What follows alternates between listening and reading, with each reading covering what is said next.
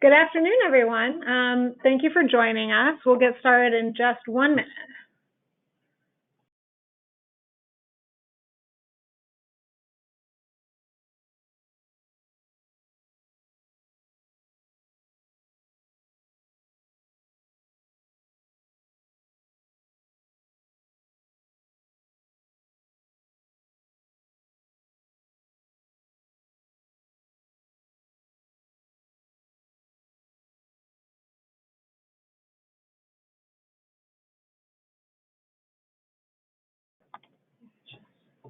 All right. Good afternoon, everyone, and thank you for joining us on our informational webinar about our Community Clean Energy and Resiliency Program, Expression of Interest for Communities. My name is Ariel Horowitz. I'm a Senior Program Director here at the Massachusetts Clean Energy Center, and I'm joined by Mike Conman, our Program Manager for Resiliency and Energy Storage. Good afternoon, everybody. So just to go over a brief agenda, we're going to introduce sort of MassDEC, who we are and our mission, give an overview of the CLEAR program, talk about why communities might want to participate, who should respond to this expression of interest call, and then Mike will go over a little bit of the process and logistics for the expression of interest, and we will leave some time for audience questions. So for those who aren't familiar with the Mass Clean Energy Center, we are a quasi-state agency. Our mission here in the state of Massachusetts is to grow the state's clean energy economy while helping to meet the Commonwealth's clean energy, climate, and economic development goals. We do this in a couple of different ways. We have a variety of different funding programs, primarily grant programs that allow us to invest in projects, pilots, demos, and other type of work out in the state to increase renewable energy adoption and decrease the use of fossil energy by residents, businesses, and communities. We also work to connect the different sides of the clean energy economy with one another and really to convene all of the stakeholders and help find solutions that can move the industry forward, including through innovation. We do a lot of work on innovative technologies, business models, and project types, including through the CLEAR program. Just an overview of the Clean Energy and Resiliency Program. The purpose of this program, which falls under our energy resiliency work, is to help communities and stakeholders in identifying and pursuing investment plans based on clean resources that will enable their critical loads to ride through interruptions in grid service. So what do we mean by this? Is really that if you have on-site generation from a solar panel, for example, if you have on-site storage, for example, through a battery, that you would be able to support the uses of electricity that are most important to you, even in cases where the grid has had an interruption due to, for example, a major storm. We're also aiming to advance sort of innovative system designs and design frameworks to help determine if they are resilient, to make it so that eventually we can have a sort of a consistent understanding across the Commonwealth of what does it mean to call a system resilient, and how is that system useful during the case of a major grid outage. We want to enable communities to take the first steps towards evaluating these future investments. This is something that we've heard a lot of interest from different communities in figuring out how to do, and we want to be able to support that through this program. And we want to lower a cost barrier to sort of pursuing that type of system by ultimately, during this program, covering the cost of a technical consultant for up to 9 communities, and going forward, take on some of the effort associated with the initial stages of project conceptualization, so sort of thinking about how much energy you use and what are your critical loads, so that that work does not have to be done by a hired technical consultant. The funding associated with this program, for the purposes of communities, we plan to award 9 different communities with technical consultant services, essentially. So we will be funding 9 different studies at a value of $75,000 per study. The funding flows directly from Mass CEC to one of 3 technical consultants that we will retain. We will match the communities with the technical consultants that we have retained, and then the communities will receive sort of that study and analytical work for the facilities of interest. We expect to announce these awards to communities, which communities have been selected to receive these services in May of this year.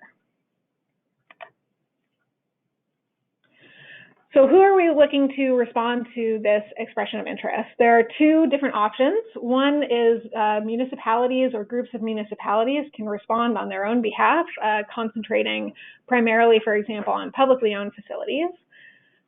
Any municipality that applies must be an MVP community, must have gone through the Secretariat of Energy and Environmental Affairs Municipal Vulnerability Preparedness Planning process and already have that sort of vulnerability assessment in place. Non-municipal entities can also apply as a lead applicant. So this would include, for example, community organizations, for-profit businesses, medical facilities, and so forth. Though the lead organization must also lie within an MVP designated municipality. So why would communities want to participate in this program? Ultimately, we have seen a lot of interest from communities, as I mentioned, in energy resiliency, and we recognize that energy resiliency and energy investment planning is a really technical area with a high barrier to entry. We want to support communities in answering some of the questions that they have brought to us around how to leverage clean resources to lower their energy bills and to provide resiliency services during an emergency. We've seen that communities want to reduce their own greenhouse gas emissions. They want to procure more clean resources. They want to know how to better think about their own resiliency needs. They care about protecting their own vulnerable populations. And to a certain extent, they also want to leverage existing investments, for example, existing investments in solar or in a district heating system or a combined heat and power system. So who's eligible to apply? All the communities that apply must be located in Massachusetts, and as I mentioned, must have participated in EEA's MVP program. Each community has to have at least one facility which they own, operate, or maintain, so there has to actually be a set of buildings that is the subject of the analytical scope in question. And then we're looking for folks to justify the need for this study and this sort of technical scope to further a proposed project and to demonstrate both the interest and ability to move toward implementation, sort of pending financial feasibility of the proposed investment plan. In terms of what we are looking for around the projects that are proposed by the communities, we are looking for at least one building that would be dedicated to community functions. And that could just be during an outage. So at least one building that would sort of accept folks going there during an emergency situation and being able to receive resilient grid services. We're looking for projects that include services towards one or more vulnerable populations, projects that have the potential to leverage local government initiatives for energy resiliency, which is really why we have this requirement to tie into MVP to make sure that whatever is going on under the scope of this analysis really fits into a broader plan for the area that the study is looking at. And similarly, projects that have a strategic vision for improving vulnerabilities in their community and so have thought, to some extent about what those vulnerabilities are, whether they're wastewater, vulnerable populations, food chain, fueling, and so forth.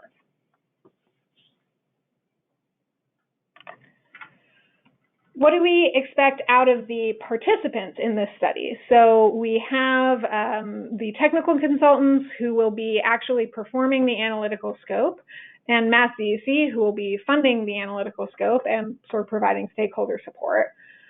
The responsibility of the community participants is to provide load data, so your own electric bills and sort of the electric bills for everybody in the study, which is a key data input to being able to do this analysis of any kind of energy investment. And that pertains to every building in the study, including sort of the lead applicants' proposed facilities and any co-applicants' proposed facilities. We are looking for some amount of appetite on the part of at least one of the participants to be a lead in acquiring financing for a project if it was to be financially feasible. So somebody who would have the appetite to really run down kind of a business model there and be able to go out to a vendor to pursue construction of a project. So one of the questions that we ask is for any thought on any existing financial options or investors. So for example, if there is an existing plan to acquire solar, one of the potential ways to use this study would be to analyze how that system could be made resilient, or analyze the possibility of adding a battery that would promote sort of ride-through capability to that investment plan that already exists. And then similarly, some thought around what entities would bid on the project. So now I'm going to hand it off to Mike to talk a little bit about the logistics of the EOI. So for the logistics of the EOI, this is what I'll be covering, is really just what we expect to see in the applications and making sure that you're as thorough as possible when you are submitting your EOI. I guess the precursor to step one is that the questions regarding the EOI are due by midnight on March 3rd. So all questions that are submitted to us will be updated on a rolling basis and then posted to the Mass DEC CLARE webpage. The responses to the EOI are due March 31st. From there, Mass DEC will be doing the preliminary selection and review of the EOI in the month of April. And then, as Ariel had stated prior to some of the other slides, the notifications of the project selected will be in May 2020, at which point we will then match you up with the technical consultants that we've selected.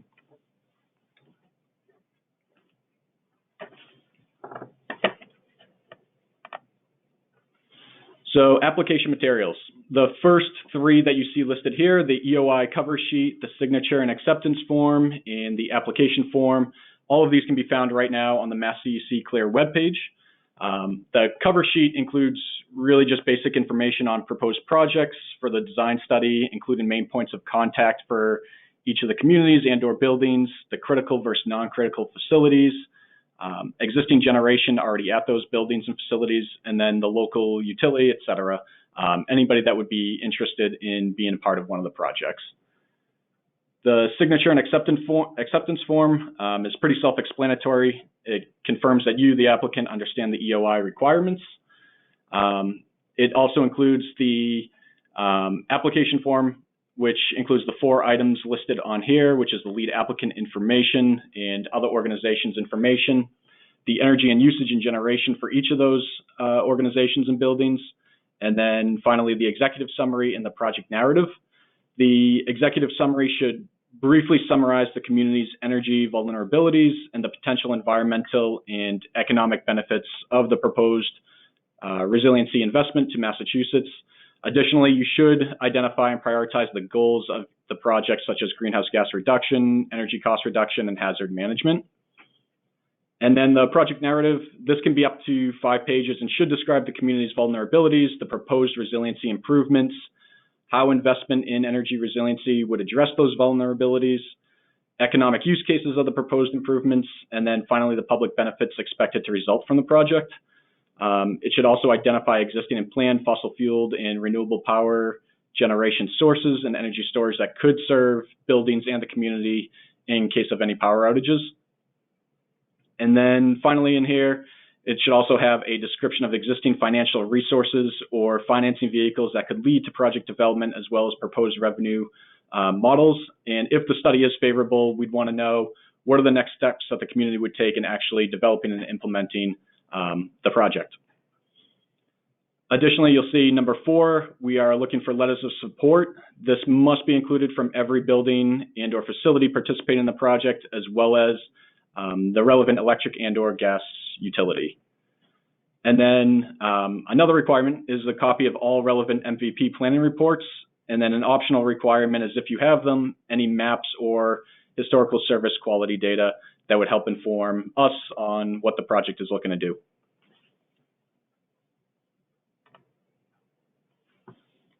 So selection criteria. These are the items that we'll be looking for in each of the selected projects. The first one is that it must fulfill the minimum threshold criteria. The applicant should be eligible, meaning that they are an MVP community or the building and or project is within an MVP community.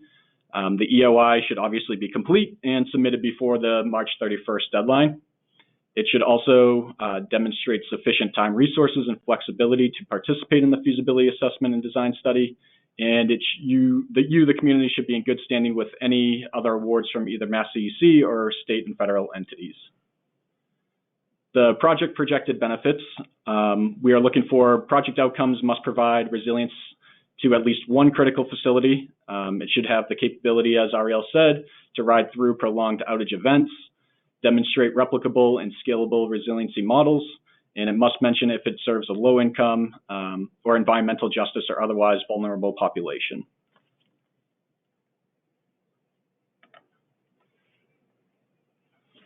So the remaining selection criteria that we're looking at is the proposed project design. Does it have an inclusion of storage in it? And does it encompass a diverse mix of stakeholders? The other piece of this is the project team. Has the team been active and engaged in support of local government, the critical facilities, and or local utilities? And then finally, under this section, the applicant has experience and capacity to implement the project, including financial support. And then the quality of the EOI, looking at a comprehensive look at the EOI, completeness, quality, level of detail that is being submitted.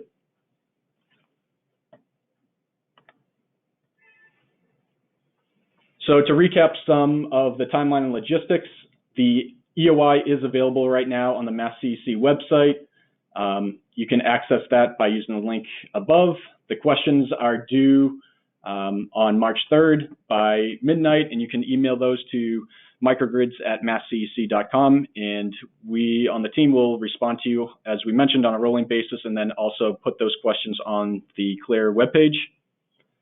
The EOIs are due via email on Tuesday, March 31st by midnight. You can also submit those to microgrids@masscec.com, and please include the subject line that we have listed here, CLEAR Program EOI, so we can quickly identify that it's a submission for this grant program. And then, as we mentioned too, the notification of selected projects will be in May of 2020.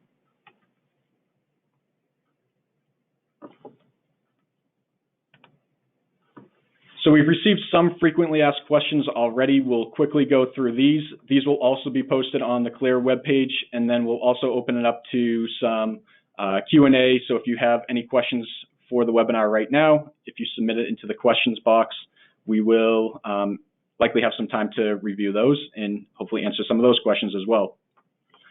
So how many communities will be selected? We anticipate selecting 9 communities. How much funding will we receive if selected? Communities will not receive funding, as Ariel had pointed out. Instead, the communities will receive a free design study, and that will be completed by the technical consultants who will have that up to $75,000 per project. Another question that we've received was, does the funding support implementation of the project? No, this funding is only awarded for the design part of the study, at which point we would like to see, as I mentioned before, actually being able to implement the project if it shows that it's a favorable design in the future. Lastly, on this section, the last question, when will we know who the technical consultant is? As I mentioned, the announcements of the selection of the technical consultants for the CLEAR program will be made within the next couple of weeks, at which point we will then match them up with the communities that have been selected somewhere in May of 2020.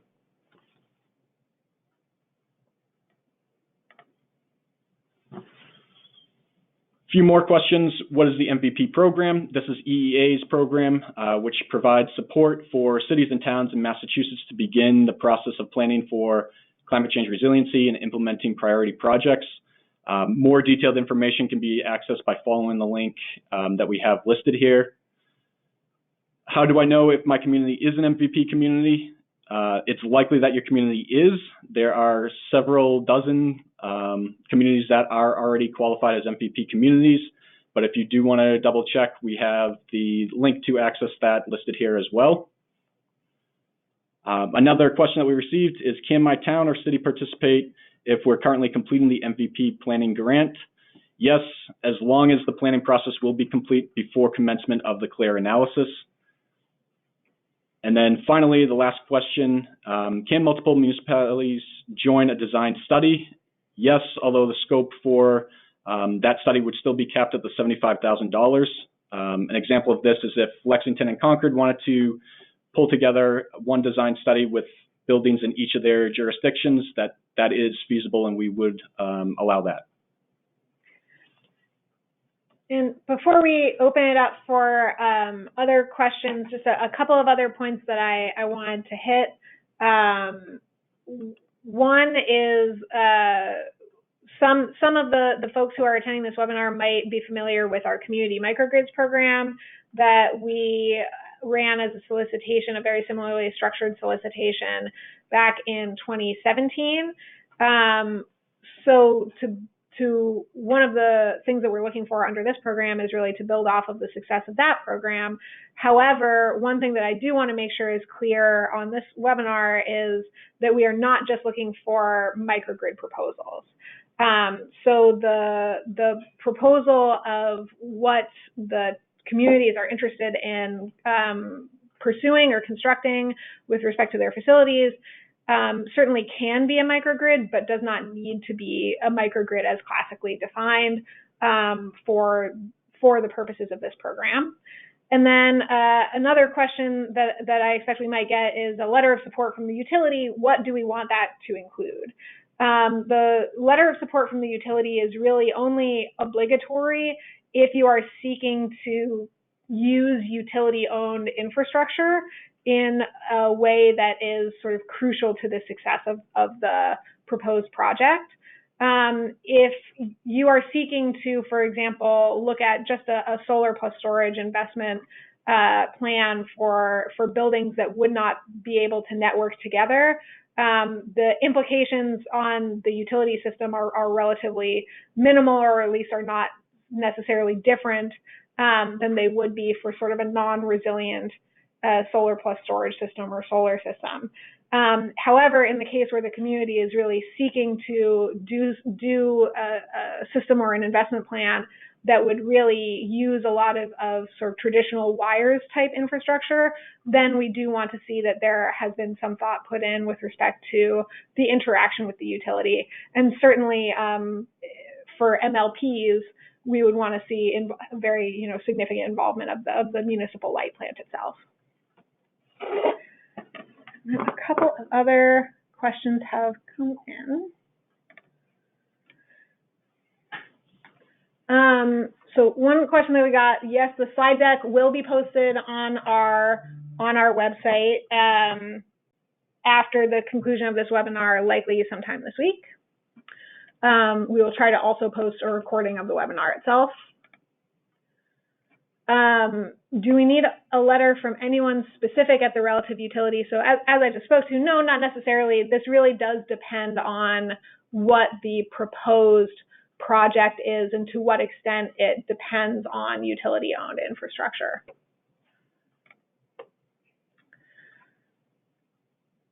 Gas utilities, is there a reason why gas utilities are included? Are they envisioned to be part of resiliency? So there are two ways that we can envision gas utilities being included in this.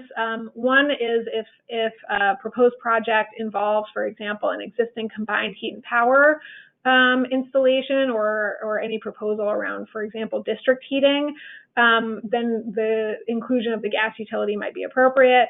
Another one is, we can imagine project structures that would look at integrating, for example, a passive house type design as a resiliency measure. So really focusing on lowering energy consumption as part of that plan to make a facility more resilient in the case of an outage.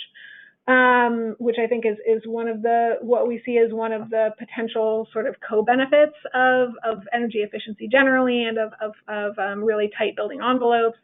In that case, if there are particular incentives that are available through the gas utility, then sort of the program administrator side of the gas utility might be an interesting stakeholder to include. Can a site be selected if it doesn't currently have clean energy generation but expects to solicit it soon? Yes, sites can certainly propose into the program if they don't have any clean energy generation on site at the moment, but are expecting to procure it. This is also the case if that procurement would be under a PPA structure. We ask about the existence of any clean generation, sort of mostly for our own context and interpreting what the proposed plan is.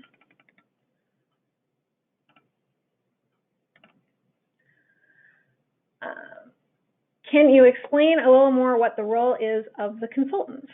So the consultants in this case will be completing the technical scope of work associated with the program. So they will be going in and doing, sort of the full load assessment and sizing assessment and costing assessment of the proposed investment plan and evaluating the technical and financial feasibility of that investment plan. The reason that we structured the program this way, to include technical consultants rather than awarding funding to communities to sort of procure their own technical services, there are two reasons. One is that when working with municipalities, we know that there can be sort of procurement processes that municipalities would have to go through even using that money, and so we want to sort of alleviate that administrative burden. One of the other reasons is that we want to make sure that the product of the analytical scope is relatively consistent across the whole program so that we can take away sort of bigger picture observations that we can then share with our colleagues in the state around sort of policy making, regulatory process, and so forth.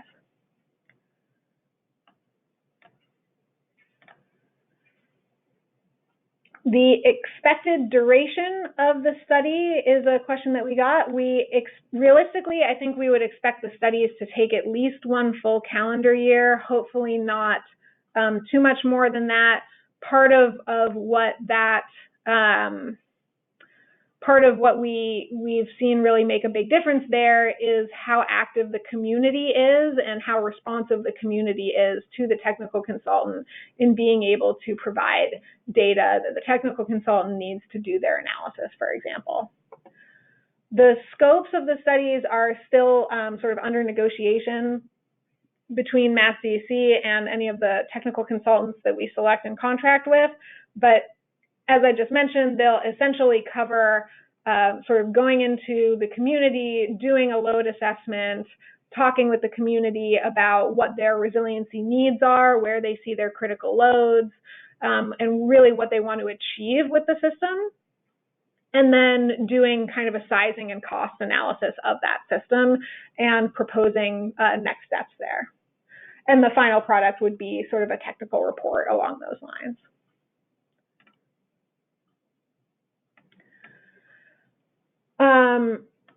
Another question on the utility letter, if the communities are proposing a single site, what is the expected scope of the utility support letter? So to clarify, we are looking for only proposals that are including multiple sites, but multiple sites either within a community, all owned by the same entity, could be owned by different entities, but that would include more than one building. But in the case where no utility-owned infrastructure is at issue and there's no substantial involvement of, for example, an energy efficiency program administrator, then I think it's fair under those circumstances for an applicant to say that they did not find the utility letter to be necessary.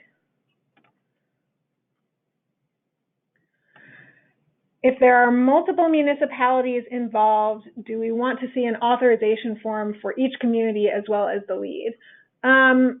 We want to see a letter of support from each community. The authorization form is only necessary for the lead applicant because that's what sort of spells out the, like, how do you put it, sort of the acceptance of the terms of the RFI itself from a legal standpoint. Yeah, it's for primarily the lead applicant, showing that you guys are actually interested and you'll adhere to submitting each of the requirements that were requested in the EOI. It doesn't need to be for every entity that's involved. Can the study be done for a proposed community building that does not yet have a final design? Yes, the study can be done for a proposed building, so new construction or greenfield. However, we would want the design. The issue that we found with that in the past is if there's substantial iteration on the design of the facility, it is very difficult for the technical consultants to actually do an analysis. So the design has to be at the right stage where enough is known about the loads and sort of the fundamental structure of the site that the technical consultant can actually know, for example, how big is the roof and therefore how much solar might fit on the roof, as opposed to a design that's really in early stages and still in a lot of flux.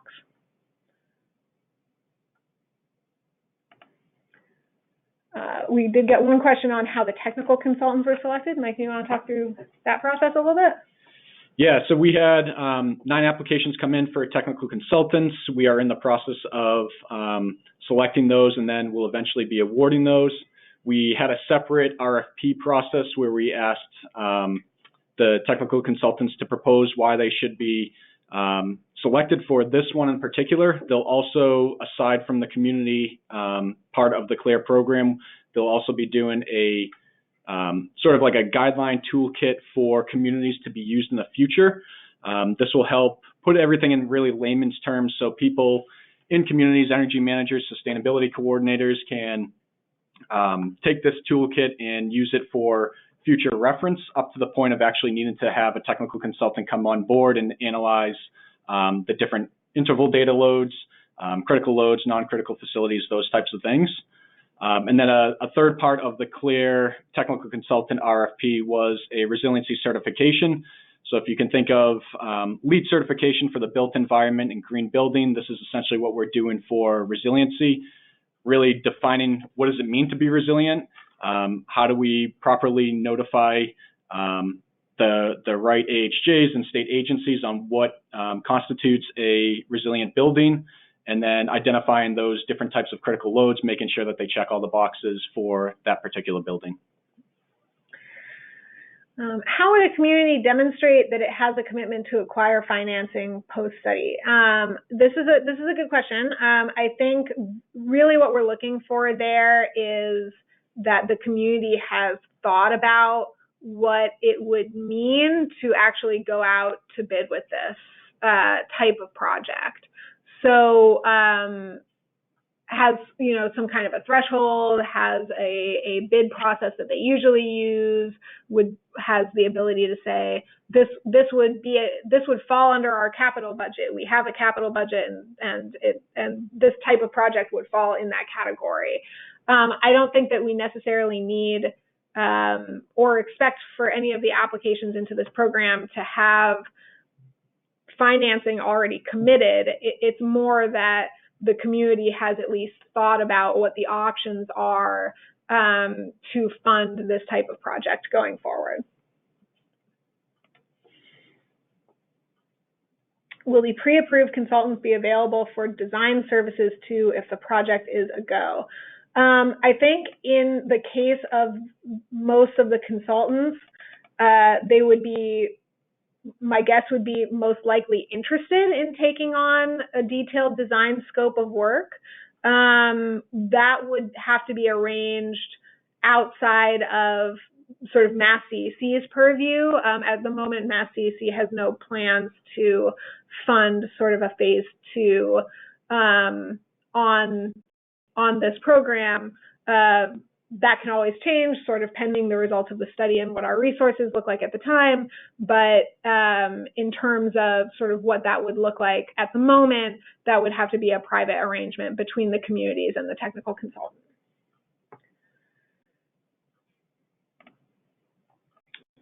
Is there a minimum number of sites that should be included in the study, and must they abut one another? There isn't a hard minimum, you know, to the extent that we're saying multiple. I guess the minimum would be 2. Really what we're looking for is kind of a coherent description of why resiliency investments for those facilities make sense on a community level, if that makes sense. And then in terms of close proximity to each other, no, not necessarily, nor do they have to be abutters. Certainly if folks are looking to propose a microgrid system, then we would look for those facilities to basically be abutters, or at least abutters in electrical terms, just based on sort of the technical feasibility of networking buildings together that are far away from one another. Again, really what we're looking for in terms of the list of facilities is why does it make sense to for the community, and what are the benefits to the community of making resiliency investments at those facilities. Since the budget of the study is capped and the scope is not yet finalized, do we put in a list of priorities for the study? That's an interesting question. Yeah, I think that would be fair to do. We do want at least, you know, some example buildings so that we know what the we can communicate with the technical consultants about what their expectations would be. But one thing that we did find under the community microgrid program is that we awarded 14 studies under that program, and I would say for about half of them, the set of buildings that was originally proposed ended up changing over the course of the study, just based on the community needs and what was technically feasible and what made financial sense once you actually started digging into it. So having a set of buildings that's kind of, this is the big picture set that we would be interested in, and these are the goals that we're looking to achieve, I think that's a reasonable way to look at it.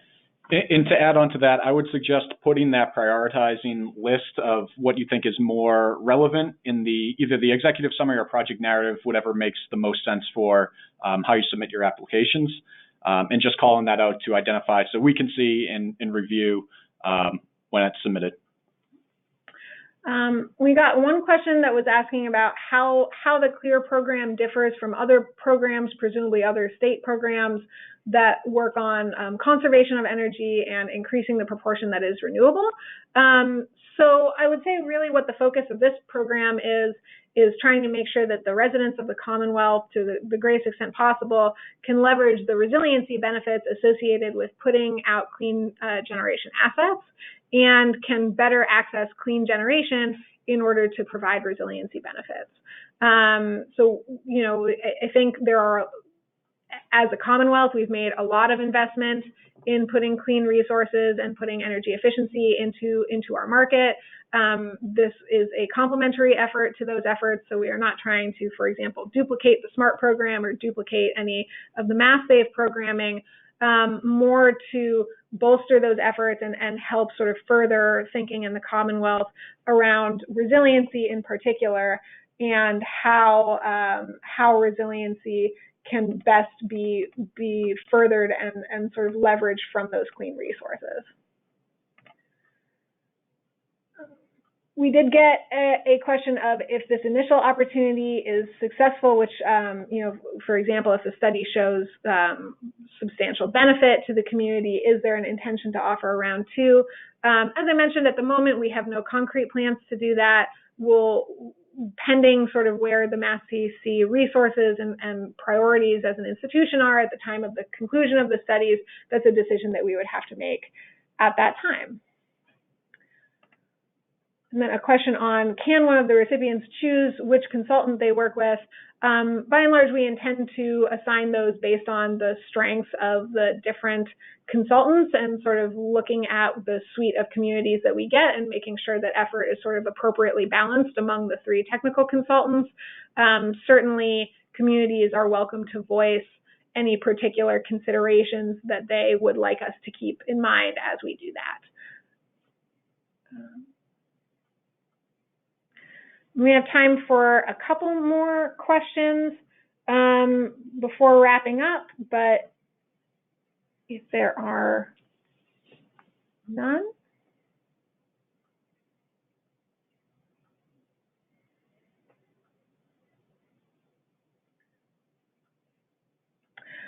we did get one question on how do communities get CAIDI data. So CAIDI, the customer average interruption duration index, all of the reliability indices that we are seeking are publicly listed by the utilities in a service quality filing every year at the DPU.